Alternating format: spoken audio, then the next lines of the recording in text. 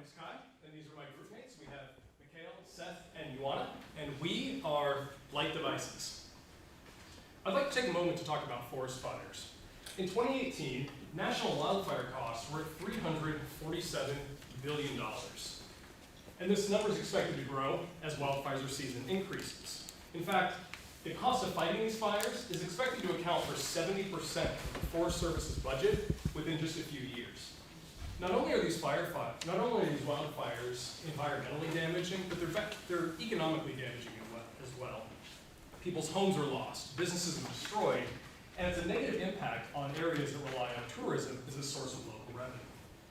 But where there's a giant economic loss, we also feel that we can find economic opportunity. And to this end, we have developed a device that detects these fires in real time and relays this data to our customers. And I'd like to show it to you today. We deploy a network of these devices on trees.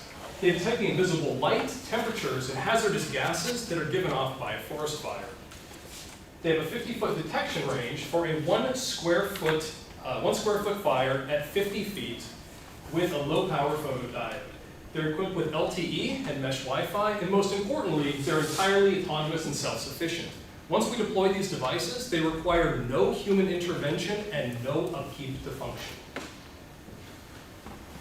So how does this work? Our device is triggered.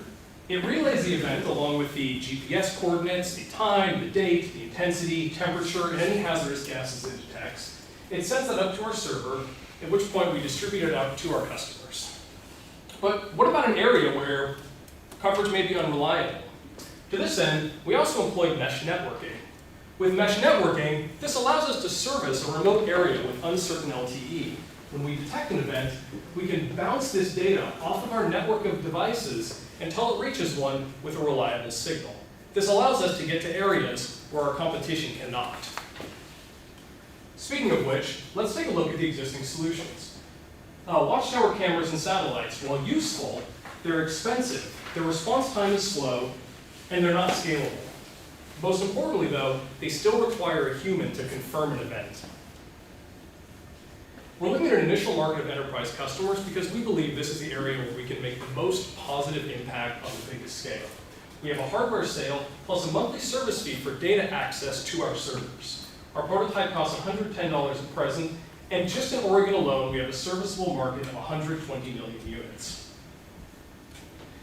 So we control design, hardware, deployment, and data all in one package. This is a complete solution that we've developed in-house in a single integrated device. So I'd like to open it up now for any questions you might have. Thank you.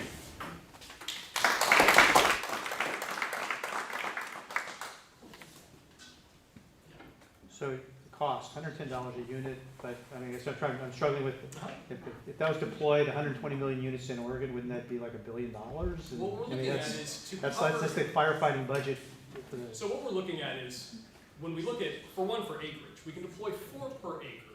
And yes, if we were to cover every square inch of all of the forests in Oregon, that's what we'd be looking at. But realistically, when we deploy these devices, we're looking at servicing areas that may be either more vulnerable or more inaccessible.